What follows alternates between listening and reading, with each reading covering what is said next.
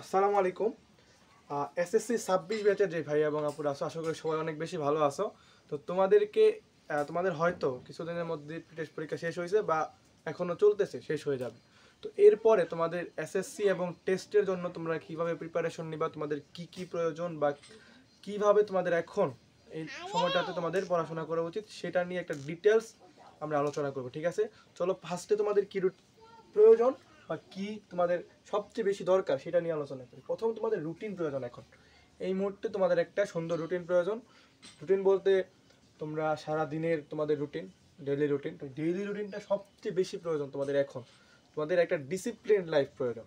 ঠিক আছে, তোমাদের এখন ধরো আগস্ট মাসের শুরু হবে বা এরকম জুলাইয়ের শেষ দিকে ভিডিওটা বানাচ্ছি, বা আগস্টের মধ্যে হয়তো এটা আপলোড হবে। তো এই আগস্টের শুরুতে যখন আপলোড হচ্ছে, ধরো আগস্ট থেকে তোমাদের ডিসেম্বরের মধ্যে এই সময়টা টেস্টের জন্য সময় পাবা। তো আগস্ট থেকে ডিসেম্বর 4 মাসের মতো সময় হতে পাইতে পারো তোমরা। তো এই 4 মাসের মধ্যে তোমাদের কি করতে হবে, তোমাদের এসএসসি এর প্রিপারেশন যেটা নিবা তুমি নিয়ে তুমি একদম এক্সাম হলে যাবে এসএসসির, ওই প্রিপারেশনের 80% তোমার এই 4 মাসের মধ্যে শেষ করতে হবে। বাকি সময়টাতে তোমাকে 20% তোমাকে প্রিপারেশন নিতে পারবা, সময় পাবা। ওকে, তো 80% সময় যেহেতু পাবা, তোমাকে ফার্স্টে কী করতে হবে, একটা রুটিন অনুযায়ী এই 4টা মাস তোমাকে ডিসিপ্লিন ওয়েতে তোমাকে কী করতে হবে, চলতে হবে। ঠিক আছে, তো এই রুটিন নিয়ে আমরা ডিটেলস আরেকটা ভিডিও দিব, কীভাবে রুটিন বানাইবা বা রুটিন কীরকম হতে পারে। তারপরে আসো ডিটেলস প্ল্যান। আচ্ছা, তো ডিটেলস প্ল্যান কি, তোমরা এখন যেহেতু শুরু করছো, আজকে ডে 1, ধরো আজকে পড়তে বসবা একদম সব কিছু বাদ দিয়ে ডেডিকেটেডলি। আগে যারা পড়ছোই তো, বাট আজকে প্রি-টেস্ট পরীক্ষার পরে তুমি টেস্ট এবং এসএসসির জন্য একদম ডেডিকেটেডলি পড়া শুরু করছো, আজকে ডে 1। তো এই ডে 1-এ তোমার প্ল্যান কি, বা ডে একদম লাস্ট ডে অর্থাৎ এসএসসি এর লাস্ট পরীক্ষা পর্যন্ত তোমার কি কি প্ল্যান, ওই প্ল্যান যদি তোমার না থাকে, তুমি যদি গদবাঁধা হয়ে পড়তে থাকো, তাহলে তুমি আসলে এক সময় তোমার কিন্তু একটা মানে ট্র্যাক থেকে বের হয়ে যাওয়ার একটা সম্ভাবনা আছে। ঠিক আছে, তুমি ধরো চলতেছো লাইন দিয়ে, ট্রেনের একটা লাইন দিয়ে, বাট তুমি হঠাৎ তুমি জানো না আসলে লাইন দিয়ে চললে তুমি কোন পর্যন্ত যাইতে পারো। ঠিক আছে, তুমি লাইন দিয়ে চলতেছোই, এরকম হতে পারে যে তোমার লাইন থেকে তুমি কি হতে পারো, বিচ্যুত হয়ে যেতে পারো। তো এই জিনিসটাই তোমাকে আমি বলতেছি, যে তোমাকে লাইন সম্পর্কে আগে করতে হবে, ধারণাটা থাকতে হবে। ঠিক আছে, তো এই ডিটেলস প্ল্যান লাগবে।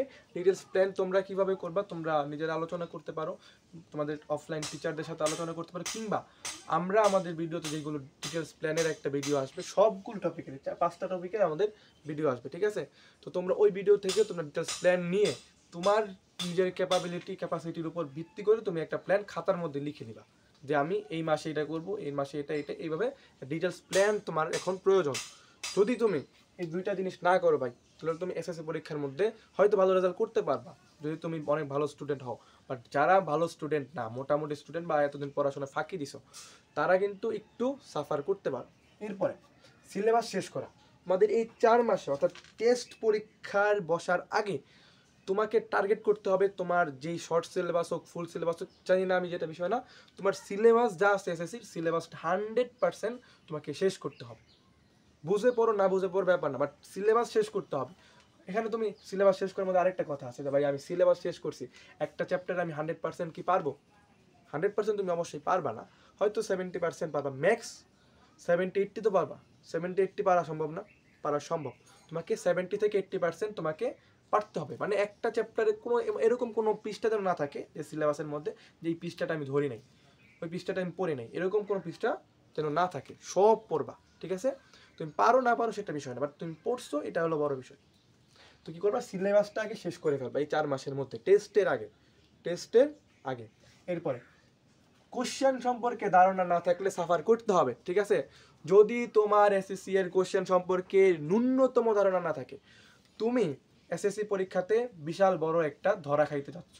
ঠিক আছে, কোশ্চেন কেমন আসে, তুমি যদি একটা ম্যাচ না খেলেই তুমি ধরো একটা বলারকে তুমি ফেস করবে ক্রিকেটে। আচ্ছা, একটা উদাহরণ দিই, আমাদের বাংলাদেশের মুস্তাফিজুর রহমানকে ধরো পাকিস্তানের বাবর আজম এবং রিজওয়ান ফেস করবে, বাট ওদের মুস্তাফিজের আগে বল খেলা হয় নাই, বা তারা মুস্তাফিজের বল সম্পর্কে ধারণা নেই, তারা অ্যানালাইসিসের মাধ্যমে জানে নাই যে মুস্তাফিজের বল কোন রকম হতে পারে, কিভাবে হতে পারে, বলটা ভিতরে ঢুকবে কোন বলটা হচ্ছে তোমার কাটার হবে, কোন বলটা হচ্ছে স্লোয়ার মারবে, এই সম্পর্কে অ্যানালাইসিস না করে তারা মাঠে নামলো।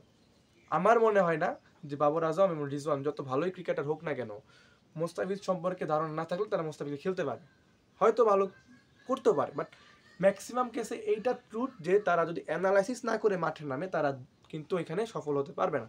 তো তোমাকে কি করতে হবে, কোশ্চেন সম্পর্কে, অর্থাৎ তোমার ফাইনাল ম্যাচে কেমন প্রশ্ন আসতে পারে সেটা সম্পর্কে যদি তুমি ধারণা না রেখে তুমি জাস্ট একটা গদবাদা ফিল্ডিং প্র্যাকটিস করতেছো একদিক দিয়ে, এক সময় ব্যাটিং প্র্যাকটিস করতেছো নেটে, এক সময় বোলিং প্র্যাকটিস করতেছো নেটে, এই প্র্যাকটিস নিয়ে যদি তুমি যাও ওই মূল ম্যাচে খেলতে, তুমি কোনো প্র্যাকটিস ম্যাচ না খেলো এবং তুমি বলার সম্পর্কে ধারণা না অর্জন করো, তাহলে তোমার কি হতে পারে, সফলতা না পাওয়ার সম্ভাবনাটাই বেশি। তাহলে কি করতে হবে, কোশ্চেন অ্যানালিসিস করতে হবে। শেষ যে বিষয়টা 5 নাম্বার, ডেডিকেশন, এটাকে ফার্স্টে রাখা উচিত ছিল, আমি লাস্টে রাখছি, ঠিক আছে? কেন রাখছি, কারণ তোমার এই জিনিসগুলো যদি না থাকে, এই 4টা জিনিস সম্পর্কে তোমার ধারণা না থাকে, তোমার ডেডিকেশন আসবে না। এই যে আমি এতক্ষণ বললাম যে তোমার কোশ্চেন সম্পর্কে বা এরকম, এখন তোমার মধ্যে কি একটা জোশ আছে যে ভাই একটা কিছু করতে হবে, তো তোমার ডেডিকেশন, এই ডেডিকেশনটা তোমার লাস্ট পর্যন্ত রাখতে হবে। যদি ডেডিকেশনের মধ্যে সমস্যা হয় তাহলে তোমার কি হবে, প্রিপারেশনও সমস্যা হবে, আর প্রিপারেশনও সমস্যা হলে রেজাল্টে খারাপ হবে। তো ডেডিকেশন কিভাবে তুমি ধরে রাখবা, ডেডিকেশন ধরে রাখার কোন জন্য তেমন কোনো মোটিভেশনাল স্পিকারের মোটিভেশন ভিডিও শোনার প্রয়োজন হয় না। তোমাকে জাস্ট নিজের সিনারিওর হচ্ছে গিয়ে কী করতে হবে, পরিকল্পনা করতে হবে বা তোমার একটু পর্যালোচনা করতে হবে যে আসলে আমি কোথা থেকে আসছি, আমার কি হতে হবে, আমি কি চাই চাই না, এই জিনিসটার উপর ভিত্তি করে তোমাকে সময় দিতে হবে। তোমাকে কী করতে হবে, সময় দিতে হবে। এই সময় দেওয়াটাকেই ডেডিকেশন বলে, ঠিক আছে? ডেডিকেশন বলতে অন্য কিছু বোঝায় না, সময় দেওয়া, প্রায়োরিটি দেওয়া, তোমার পড়াশোনাকে প্রায়োরিটি দেওয়া, তোমার এসএসসির যে সিলেবাসটাকে প্রায়োরিটি দেওয়া, এসএসসি এক্সামটাকে প্রায়োরিটি দেওয়াটাই হচ্ছে তোমার কি, ডেডিকেশন। তো আমি আশা করি তোমরা যারা আমার ভিডিওটা লাস্ট পর্যন্ত দেখছো তারা এই ডেডিকেশনটা ধরে রাখতে পারবা এবং এই 4টা জিনিস তোমরা কি করতে পারবা, মেনটেন করতে পারবা।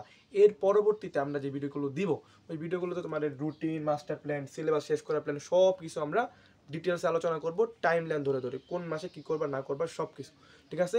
ধন্যবাদ সবাইকে, আসসালামু আলাইকুম।